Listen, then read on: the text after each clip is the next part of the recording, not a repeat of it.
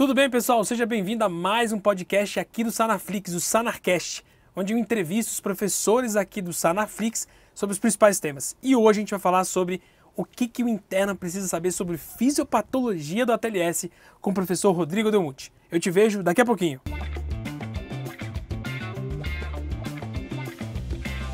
Estamos de volta. E para poder falar sobre o tema de hoje, eu chamei o professor Rodrigo Delmuth. Ele é cirurgião pelo HC, fez residência lá, onde ele fez cirurgia do aparelho digestivo também e fez um fellowship de cirurgia robótica no Einstein.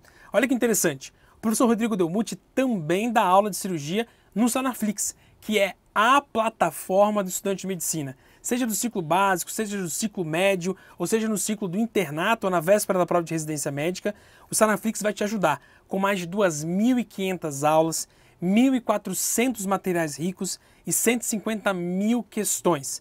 Você pode testar o Sanaflix por 7 dias em www.sanaflix.com/assine. É isso aí! Rodrigo, muito obrigado por ter vindo, viu, querido? Nossa, agora o operador de áudio amou essa instalada de dedo que a gente fez aqui. Você ficou um pouco surdo aí, Exato. né, amigo? Desculpa. Olha aqui, o tema de hoje é um tema meio complexo, que é fisiopatologia ou fisiologia do ATLS. Tem alguma coisa que o interno precisa saber sobre fisiologia do ATLS? Vou te corrigir aqui então, Vini. Essa pergunta, em vez de falar qual é a fisiopatologia do ATLS, eu mudaria. Eu falaria assim, o mecanismo de trauma é importante. Ah, legal. Por quê? Boa. Porque eu lembro na época que eu estava lá no terceiro ano da faculdade, o curso de trauma, acho que no ciclo intermediário ali, né? Tá. Depois do ciclo básico, ciclo clínico, né? Só Isso. chama. E aí o professor no curso de trauma estava falando sobre o mecanismo de trauma. E foi uma aula inteira sobre o mecanismo de trauma importante. O que é mecanismo de trauma, né? Para quem está escutando aí e não sabe.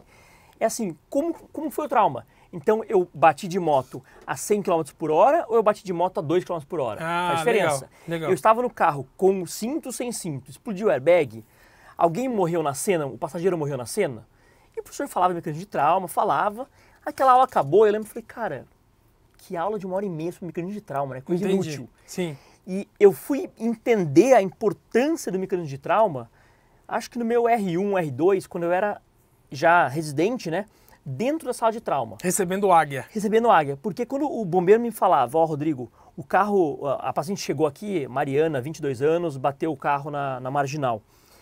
O carro arrebentou, tá bom? Virou 2 pedaços, explodiu o airbag, ela estava sem cinto, morreu o passageiro e o outro...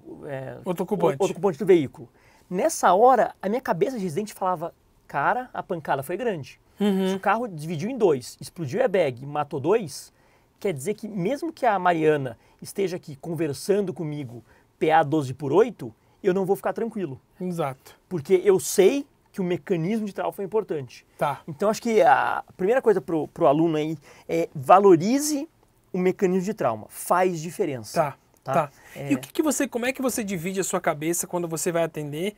E que, se você pensa fisiopatologicamente assim, como é que você vai se juntando isso? O que você procura? Não, eu procuro sangramento. Não, eu procuro se tem uma lesão exposta, entendeu? Tá. Como é que funciona o seu fluxo, já que você é instrutor do ATLS, para poder trazer para os alunos que estão vendo com a gente? Então acho que o primeiro ponto é o ponto básico do ATLS. O ATLS ele é estruturado em A, B, C, D, E, tá bom? São as 4 gavetas aí. Tá. Então eu começo vendo o paciente no A, que é A de via aérea. Depois B de briefing, ventilação, né, respiração. C de circulação, choque. D de disability, que é a parte neurológica. E E de exposição e evitar hipotermia. Então a ATLS preconiza isso. A gente compartimentalizar o doente e avaliá-lo dessa forma sequencial. Tá? Então isso não foi eu, Rodrigo, que inventei, não. Isso, de onde que veio isso, cara? Como é que veio a história do ATLS? É o que mata mais... Vocês não sabem dessa história? Não sei. Criaram o ATLS? Isso é muito legal. O ATLS foi inventado por um ortopedista em Nebraska, nos Estados Unidos. Um ortopedista. Ele estava pilotando o aviãozinho dele, ali, o Teco-Teco. Tava ele, a esposa e 2 ou 3 filhos, se eu não me engano.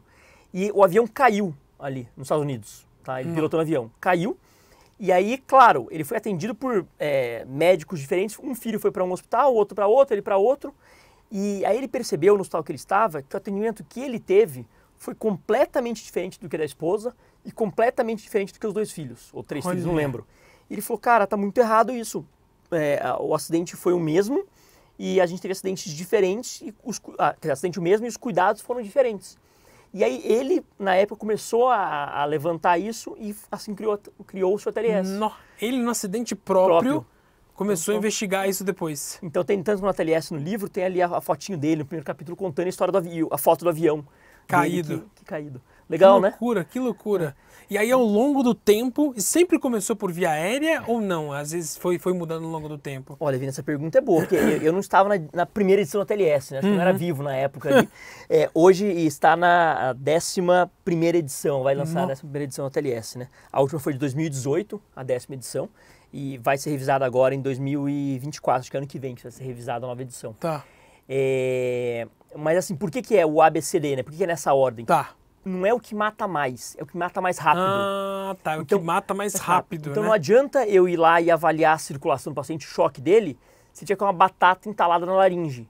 Ele não vai respirar e vai morrer mais rápido.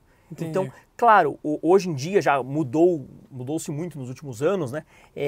A gente sabe que esse ABCDE, em grandes centros de trauma, ele é feito de forma quase simultânea. Porque nós temos 5 médicos, então fica um na via aérea, um na ventilação, um na circulação.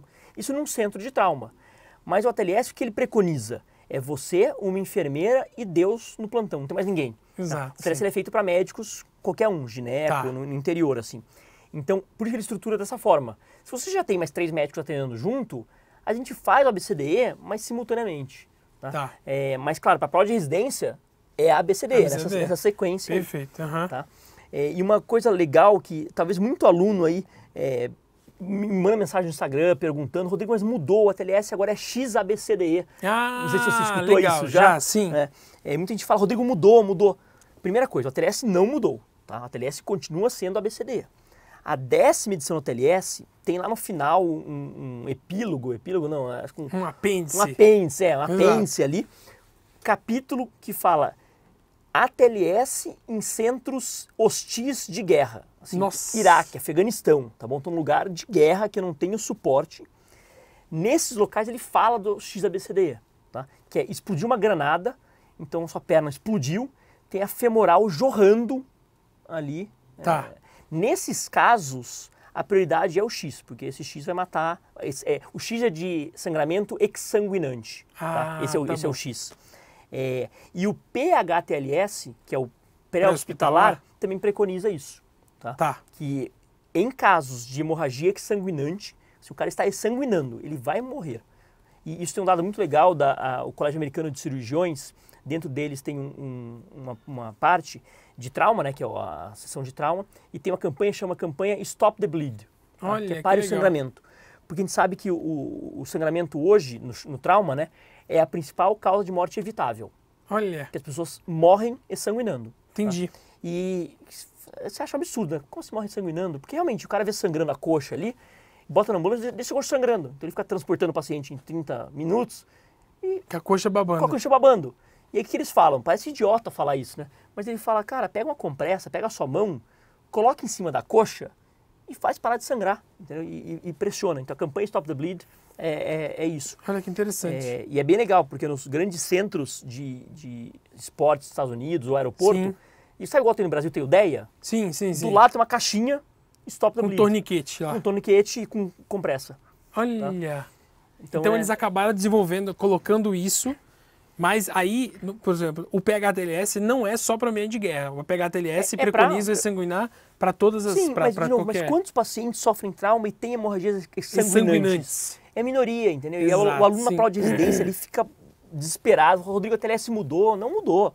Tá. Acho eu que a nova edição do ATLS vai trazer o X para dentro do escopo do livro, não só para o apêndice ali, e vai falar, em casos excepcionais, claro, olhe o sangramento primeiro. Tá. Mas não adianta você parar o sangramento se o paciente está de novo com a dentadura na via aérea, apneico, entendeu? E dos ATLS que você atendeu até hoje, assim, quais que foram, onde que você interviu? Porque acho que tanto o ATLS quanto o ACLS, o pause, isso tudo, a gente observa e intervém, né? Naquele ciclo de eu olho, diagnostico e intervenho. Onde que você mais interviu? Vou falar da minha experiência como pediatra. Claro. Onde que eu mais intervi foi no B, né? Então, criança chega muito no ventilação, Você precisa intervir muito, abrir via um pouco mais via aérea, entendeu? Tá chiando, sabe aquela coisa toda. Então, pediatria é muito isso. E vocês na cirurgia, onde que vocês mais intervêm?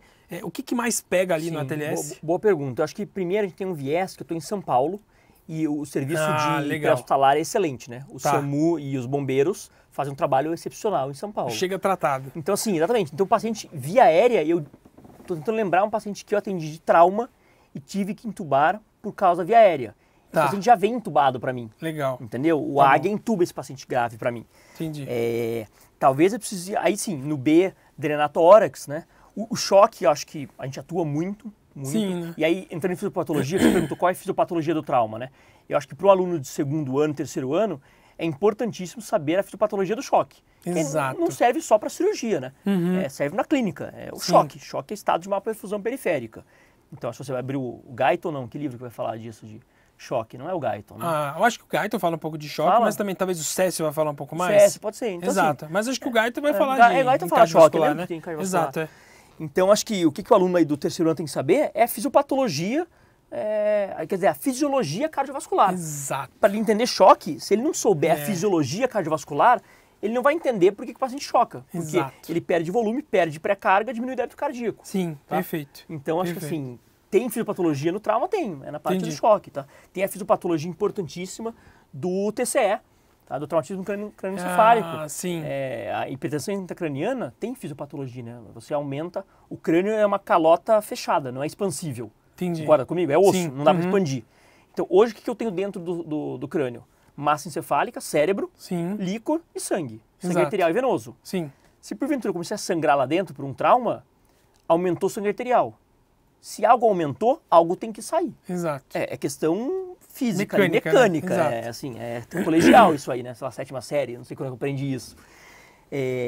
Então, de novo, se você não souber a fisiologia normal da pressão intracraniana, você não vai entender por que causa hipertensão, sabe? Tá. E eu acho que isso é legal porque a gente faz uma série de manobras que lidam com fisiopatologia no trauma, né? Com certeza. Então hiperventila o cara, faz manitol, faz salina hipertônica. Hiperventilar a gente fazia há uns 15 anos aí, Vini. Nossa, a gente mudou não hiperventila isso? mais. Mas não é agora, faz 20 anos. Que isso? A hiperventilação, ela reduz a pressão intracraniana? Sim. Sim. A resposta é essa, sim, porque eu hiperventilo, mas às custas de quê? Às custas de uma vasoconstrição. Constrição arterial. Exato. Eu estou mandando sangue arterial fora. Então, assim, estou reduzindo a pressão intracraniana? Estou, maravilha. Às custas de sangue arterial. É bom eu diminuir a pressão intracraniana, mas não chegar sangue arterial no cérebro? No cérebro? Não. Acho que sangue arterial faz então, diferença. o que você está fazendo agora para TCE, então? Então, assim, a gente faz manobras? Faz. Cabeceira elevada e centrada. Legal. Se a cabeceira, se o pescoço está torto para o lado, a jugular colaba, o meu retorno venoso fica prejudicado. Sim, legal. Então aumenta a pressão intracraniana. Boa, tá bom? Boa. Manitol, sim. Posso fazer manitol ou salgadão, né? A solução salina hipertrônica. Tá. Qual que é ruim no manitol? O manitol, ele é diurético, né? Ele causa hipotensão. Então, para paciente chocado, você tem que tomar cuidado. Você perde a cabeça de pressão para poder fazer. Legal. Então, assim, eu posso fazer nesses casos, mas o principal é manter perfusão e saturação. Homeostase. Homeostase. Eu quero, de tanto que a gente não faz hipotensão permissiva, né, que é o conceito, de novo, não é novo, deve ter uns 10 anos já. O paciente chocado do trauma, eu não quero PA 12/9. Tá. Eu não quero, eu quero ele com hipotensão permissiva. Tá. Eu quero deixar ali a PA sistólica ao redor de 90, 100, não tem o número exato, tá bom? Mas algo assim. Tá. Porque a gente fala que se ele tiver um pico pressórico de 12, 13, 14, ele pop the clot, explode o coágulo. Então ele tamponou, fez coágulozinho, esse coágulo explode e ele volta a sangrar. Entendi. Tá? Pop the clot. No TCE eu não posso fazer hipotensão permissiva. Tá. Porque eu quero que o meu neurônio receba sangue arterial. Tá bom? Entendi. Então, sim, entender a fisiologia normal do sistema cardiovascular, do sistema nervoso central, ajuda a entender a fisiopatologia do trauma, com certeza. Tá. E até em casos mais que fogem um pouco da TLS, mas de morte encefálica, por exemplo, né? Entender o que está acontecendo ali e tudo, né? Agora, de procedimento que você já fez no trauma, no ATLS, para poder corrigir, teve algum procedimento, por exemplo, que você achou igual, teve procedimento de barriga que eu tive que fazer, que se eu não tivesse feito aquela hora, o paciente tinha morrido. Ou seja, alguma pista diagnóstica, algum caso que foi um pouco mais difícil, mais complicado, que você fala, ali eu tive que pegar... mas isso não é para o aluno, entendeu? O aluno de medicina nunca vai fazer isso. Legal, perfeito. Eu acho que, sim, o emergencista na cena ali, na cena não, no pronto-socorro pode fazer diferença. Tá. Mas teve um caso muito marcante que eu atendi no Natal, não lembro se foi 24 ou foi 25. Então no HC eu estava no R2, R1, R2, e uma paciente extremamente crítica. A gente intubou, ela não chegou a intubar, nesse caso intubamos, e tinha um pneumotórax importante. Tá. Aí drenamos o tórax da paciente, mas o quadro tinha uma lesão no sistema nervoso central grave dela. Nossa. E como que você protege o paciente, o prognóstico dele? Geralmente dando saturação, dando pressão para ele. Então assim, no momento que eu intubei, eu joguei a FiO2 lá em cima, melhorei a saturação desse paciente. Drenei o tórax, permiti a ventilação desse paciente. Tá. Então um caso extremamente grave, crítico, que hoje saiu, tá aí super bem, tem um filhinho, então... Ah, que bom. Eu sei que até conheço o paciente. Então, Nossa, assim, é a mesmo? gente sabe que tem casos que marcam, e esse é um dos casos que marcou minha residência, marcou Tá. minha vida. Porque eu sei que eu e o Lucas, amigo meu, padrinho de casamento, que era da nossa parada de residência, eu tenho certeza, foi um caso que fez diferença, sabe? Fez diferença pra vocês. Então, o Exato. trauma claro, aquelas primeiras, a gente chama de golden hour, né? A primeira Tá. hora de atendimento, faz diferença no paciente Entendi. traumatizado. Que Não legal. adianta eu tratá-lo mal na primeira hora e depois levá-lo para o melhor hospital do mundo. Entendi. O atendimento Não adianta inicial nada. do trauma é essencial para o prognóstico do doente, especialmente quando a gente fala de lesão no sistema nervoso central. Tá.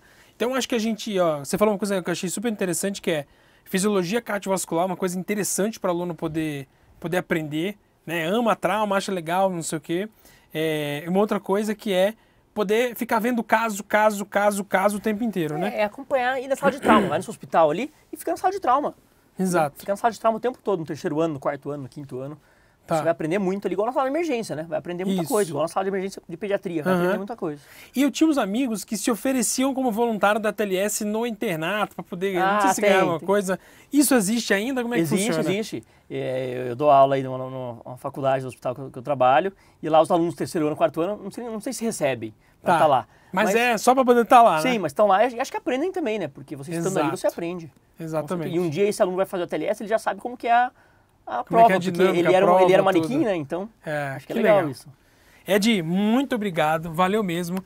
E se você quer continuar vendo as aulas do Edelmulti, quer ver a aula de ATLS dele, que você tem dentro do Sanaflix, né? Tem um curso inteiro de ATLS dentro do Sanaflix. Boa, então se quiser ver esse curso inteiro do Sanaflix com o professor Rodrigo Edelmulti, é só acessar o site do Sanaflix e poder testar 7 dias gratuito. Muito obrigado pelo podcast, a gente se vê na próxima. Aproveitando agora, dentro do Sanaflix tem uma aula inteira gravada, simulada de ATLS, que é muito legal assistir. Nossa, olha isso, uma aula simulada de ATLS, hein? É sensacional essa aula. Sucesso. Obrigado. Obrigado, Ed. Valeu, pessoal. Até a próxima.